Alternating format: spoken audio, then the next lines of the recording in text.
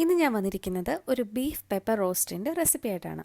അപ്പോൾ ഇതെങ്ങനെയാണ് ചെയ്യുന്നത് നോക്കിയാലോ. ആദ്യം ഒരു കുക്കറിലോട്ട് 1 കിലോ ബീഫ് ഇട്ട് കൊടുക്കുക. ഇതിലേക്ക് 1/4 ടീസ്പൂൺ മഞ്ഞൾപ്പൊടി, 1/2 table spoon chilli powder, 1 table spoon coriander powder, 1 teaspoon pepper powder, 1 teaspoon garam masala, കുറച്ച് ഇഞ്ചി, കുറച്ച് വെളുത്തുള്ളി, 2 പച്ചമുളക്, ആവശ്യത്തിന് ഉപ്പ്, 1 ടേബിൾ സ്പൂൺ വിനിഗർ എന്നിവ ചേർത്തിട്ട് നല്ലതുപോലെ മിക്സ് ചെയ്തിട്ട് കൊടുക്കുക.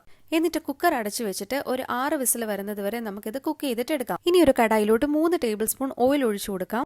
ഇതിലൊരു 1/2 ടീസ്പൂൺ കടുക് ആഡ് ചെയ്തിട്ട് കൊടുക്കാം. കടുക് പൊട്ടി കഴിയുമ്പോൾ ഇതിലേക്ക് 30 ചെറിയുള്ളി, 6 കഷ്ണം വെളുത്തുള്ളി, ഒരു മീഡിയം സൈസ് ഇഞ്ചി, പിന്നെ ആവശ്യത്തിന് കറിവേപ്പില എന്നിവ ചേർത്തിട്ട് ഉള്ളി നല്ല ഗോൾഡൻ ബ്രൗൺ ആകുന്നത് വരെ നമുക്ക് വഴറ്റിയെടുക്കാം. ഇനി ഇതിലേക്ക് ഒരു 2 ടേബിൾ സ്പൂൺ മല്ലിപ്പൊടിയും 1 ടീസ്പൂൺ പെപ്പർ പൗഡറും 1 ടീസ്പൂൺ ഗരം മസാലയും കൂടി ചേർത്തിട്ട് പൊടികളുടെ പച്ചമണം മാറുന്നത് വരെ നമുക്ക് നല്ലതുപോലെ വഴറ്റിയെടുക്കാം. ഇനി ഇതിലോട്ട് വേവിച്ച് വെച്ചിരിക്കുന്ന ബീഫ് ആഡ് ചെയ്തിട്ട് നല്ലതുപോലെ മിക്സ് ചെയ്ത് കൊടുക്കാം. എന്നിട്ട് നമുക്കൊരു 5 മിനിറ്റ് ഇത് അടച്ചു വെച്ചിട്ടൊന്ന് വേവിക്കാം. ഈ മസാലയൊക്കെ നന്നായിട്ട് ബീഫിലൊന്ന് സെറ്റ് ആവാൻ വേണ്ടിയിട്ടാണ് നമ്മളിങ്ങനെ അടച്ചു വെച്ചിട്ട് ഒരു 5 മിനിറ്റ് വേവിക്കുന്നത്. ഇനി ഇതിന്റെ അടപ്പ് തുറന്നു കൊടുത്തിട്ട് ഒരു മീഡിയം ഫ്ലെയിമിലിട്ടിട്ട് നമുക്ക് ബീഫ് നല്ലതുപോലെ റോസ്റ്റ് രൂപത്തിൽ വഴറ്റിയെടുക്കാം.